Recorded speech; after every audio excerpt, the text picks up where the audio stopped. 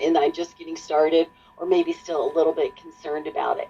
If you also look at this, about 65% of faculty don't feel comfortable using AI at all. And here's something that I thought was really interesting. If you look at that picture on the right, only 16% of faculty have received any kind of training on implementing AI into their courses. So we're not talking about things like developing chatbots or enhancing your enrollment or marketing efforts. How do you use it in your courses? And only about 16% of faculty are saying that.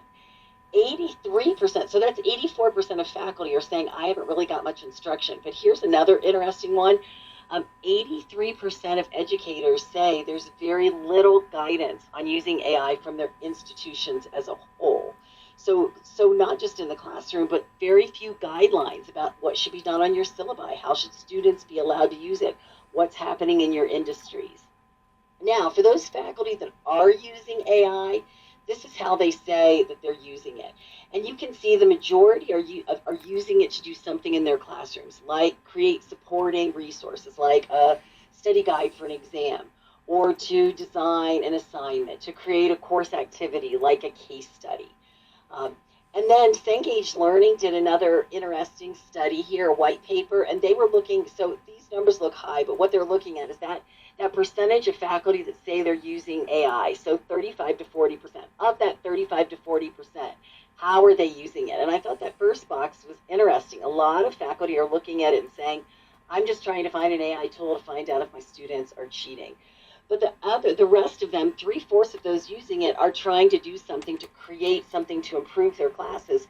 Or, and I'm sure we've all used it to support language learners like ReadSpeaker or Google Translator, which are also AI products. So, but everybody on this webinar is pretty consistent with what the research says, except for that group that are those power users. But I think I'd expect to see that too, because they're here saying, what else is there? What else can I do? How can I improve teaching?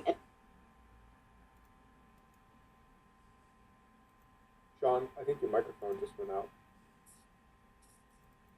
So while you're getting your microphone up, I'll take it from here. So we're gonna go back to the basics. So what Sean said that I thought was just super interesting, right? Is the more things change, the more they stay the same. And Sean, you did such a great job showcasing how while we have all these new technological advancements and we have all these new tools, as you call them, coming out, the reality is that what Flower said is so important, right? It's still the learner who is doing the work, and therefore, even with all these tools, we still need to find ways to get students engaged. And so when we talk about going back to the